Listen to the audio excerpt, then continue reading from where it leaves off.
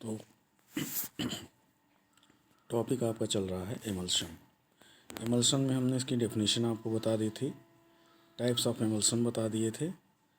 उसके बाद है आपका emulsifying agent, classification of emulsifying agent. अब एमल्सीफाइंग एजेंट होते क्या हैं? Emulsifying agent are also known as emulgent और एमल्सीफायर। ठीक है, they reduce the interfacial tension between the two phases, that is aqueous phase और ऑयल फेज। तो इनका काम क्या होता है? They reduce the interfacial tension between the two phases. तो दो फेज, जैसे वहाँ पे हमने सस्पेंशन में यूज़ किया था suspending agent, they reduce the interfacial tension between the solid and liquid, they reduce the interfacial tension between the liquid and liquid and make them possible to miscible them.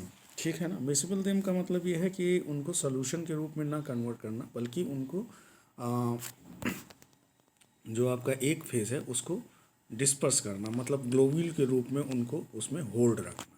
ठीक है ना, ताकि जो है वो एक दूसरे के पास ना आ सकें और बड़े लंप में ना कन्वर्ट हो सकें। ठीक, जैसे क्रीमिंग या कोलेसेंस होते हैं, तो वो कोलेसेंस या क्रीमिंग के चांसेस बढ़ जाते हैं अगर इंटरफेसियल टेंशन उसमें कम रहता है। ठीक है ना। इंटरफेसियल टेंशन कम होने की वजह से पार्टिकल जो है पास पास आते हैं और एक दूसरे से जुड़ जाते हैं। टेंशन बनी रहती है तो वो दूर दूर रहते हैं और वो आपके डिस्पर्सन मीडिया में डिस्पर्स रहते हैं। ठीक है। अब इसको क्लासिफिकेशन में देखें तो सबसे पहले है naturally emulsifying agent from vegetable sources. ठीक है ना। तो वेजिटेबल सोर्सेस का मतलब कि these are the agent which are obtained from the vegetable sources. तो ये आपके फुल्ली जो होते हैं, जितने नेचुरल में वेजिटेबल्स टाइप के मीन्स प्लांट या ट्री पाए जाते हैं, उन्हीं से ये ऑब्टेन किए जाते हैं। ठीक है। अब इसका एग्जांपल जैसे acacia, tragacanth, agar, Irish moss, pectin, starch, like this. ठीक है। तो इसमें सबसे पहले देखिए आप अकेशिया। अकेशिया क्या होता है? ये आपकी गम है, that is obtain from the plant source, या इसको हम कह सकते हैं कि वेजिटेबल सोर्स से ऑब्टेन किए जाते हैं। इसके अलावा ये आपका अकेशिया जो होता है that is use for the internal purpose as a emulsifier agent या एज अ एमल्सीफाइंग एजेंट। ठीक है ना। ये जो भी आपकी प्रिपरेशन इंटरनली प्रिपेयर की जाती हैं उसमें ये act as a emulsifying agent, उसकी तरीके से ये यूज किए जाते हैं। इसके अलावा जो दूसरा है आपका ट्रैगाकांथ है। ट्रैगाकांथ जो होता है that is not rarely used as a emulsifying agent because it do not या does not reduce the interfacial tension. ये क्या होते हैं कि मतलब कि इंटरफेसियल टेंशन को ज़्यादा ये रिड्यूस नहीं करते हैं, बल्कि they are used to increase the viscosity of the media. ये मतलब कि मीडिया की विस्कोसिटी को अगर हमको इंक्रीज करना है तो हम इसको यूज कर सकते हैं। ठीक है ना।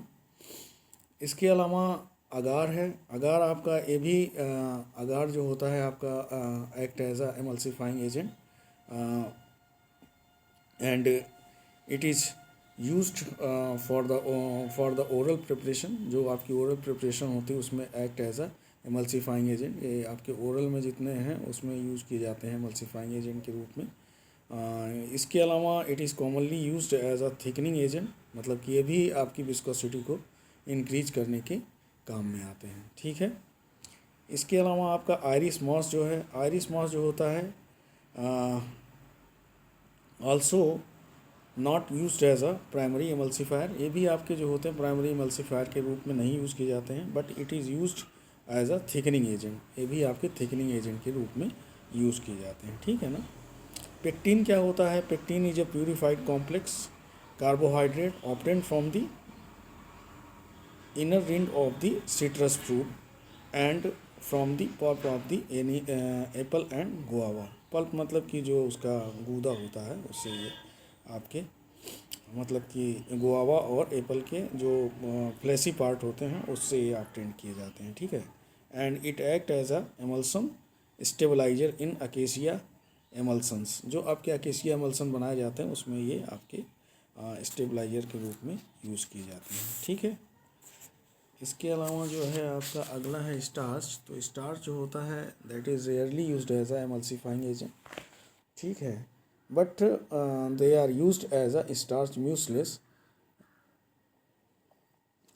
जब हमको म्यूसलीस के रूप में कुछ यूज करना होता है तो ये आपका यूज़ किया जाता है, बाकी इसका काम अलग होता है। स्टार्च वो आपके रेयरली जो है एमल्सिफाइंग एजेंट के रूप में यूज़ किए जाते हैं, ठीक है। दूसरा जो है आपका natural emulsifying agent from animal sources. तो इसमें gelatin, egg yolk, wool fat. इसमें जिलेटिन जो होता है आपकी, जैसे आपको बताया गया है कि gelatin that is obtain from the animal sources. इसके अलावा it is used as a एमल्सीफायर।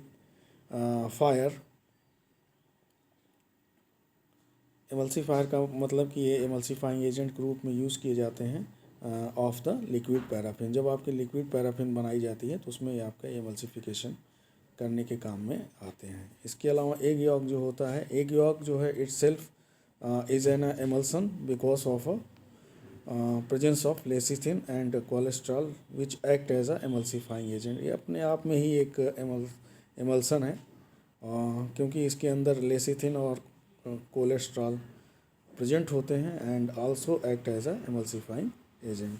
Wool fat जो होता है that is obtained from the animal sources, also used as a external purpose. मतलब कि ये जो होते हैं आपके एक्सटर्नली जो एप्लीकेशन के लिए एमल्सन बनाए जाते हैं उसमें इनका यूज़ किया जाता है, ठीक है। अब अगला जो है आपका सेमी सिंथेटिक पॉलीसेक्राइड जो है। सेमी सिंथेटिक पॉलीसेक्राइड में methyl cellulose, carboxy methyl cellulose. Methyl cellulose it is a synthetic derivative of cellulose and widely used in the pharmaceutical industry as a suspending, thickening and emulsifying agent, ठीक है। इसके अलावा sodium carboxy methyl cellulose it is not used as a true emulsifier but is used as an emulsion stabilizer in the concentration of 0.5 to 1%। तो ये mainly आपके stabiliser के रूप में यूज़ किए जाते हैं and it is solvable in cold water as well as hot water. इसके अलावा जो होते हैं आपकी इसकी सॉल्बिलिटी भी आपकी कोल्ड वाटर में ज़्यादा रहती है, या कोल्ड वाटर में होने के साथ साथ मीन्स हॉट वाटर में भी रहती है, ठीक है। इसके बाद जो सिंथेटिक एमल्सिफाइंग एजेंट, इसमें आपके एनायनिक, कटायनिक, नॉन आयनिक, तो जितने हमारे एमल्सिफाइंग एजेंट जिसमें चार्ज पार्टिकल होते हैं उनके लिए आपके ये एनायनिक, कटायनिक और non ionic surface active agent use किए जाते हैं, ठीक है ना।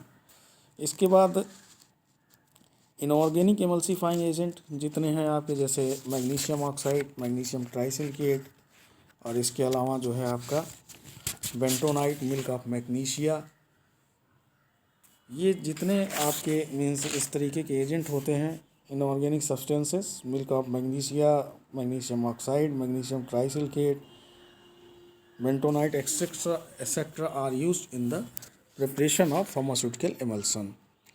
Usually they produce OW type of emulsion, ठीक है। bentonite may be used to prepare either OW or WO type of emulsion।